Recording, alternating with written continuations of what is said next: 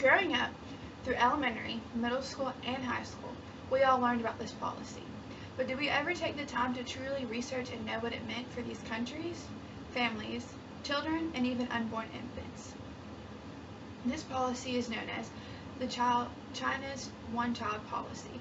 It is formally known as a program initiated in the 1970s and 80s by the central government of China.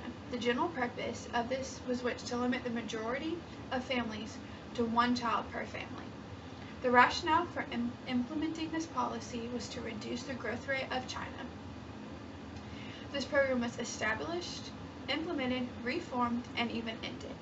We will first look at why the Chinese government felt that it was necessary to establish and implement this program. China's one-child policy was established by Deng Xiaoping in 1979 to limit China's growth population.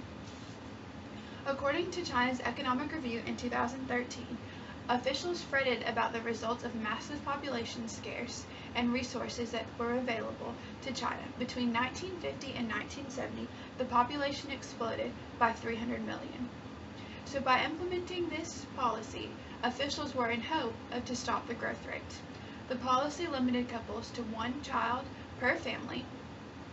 The policy promoted fines, pressures to abort, and even sterilizations for multiple pregnancies.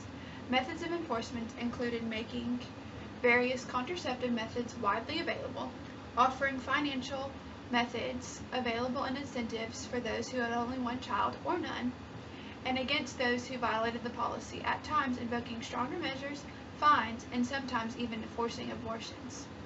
This program was intended to be applied universally, although exceptions were made. Parents within some ethnic minority groups, or those were firstborn, were handicapped, were allowed to have more than one child.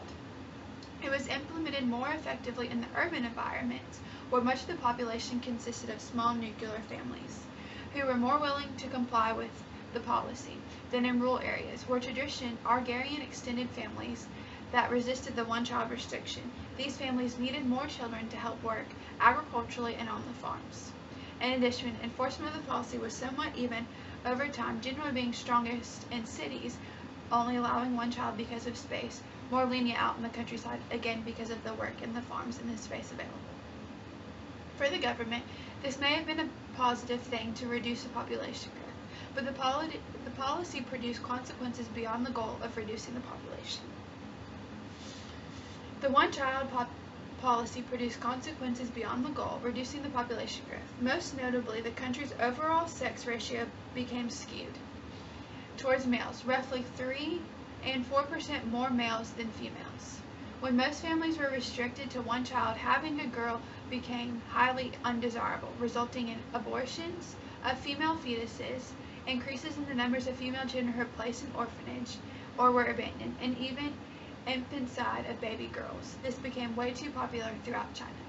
Another consequence of the policy was a growing population of elderly people, as the great majority of senior citizens in China relied on their children for support after they retired, and there were fewer children to support them because of the population decline. Sporadic efforts were made to modify the one-child policy. The child policy was enforced for most Chinese into the 21st century, but in late 2015, the Chinese officials announced this program was ending. Beginning in early 2016, all families would be allowed to have 2 children. Although it did work to reduce the population, the consequences outweighed the positive, in my thoughts. Many officials believe that it helps them get to where they need to be now, but allow families to grow as they would like.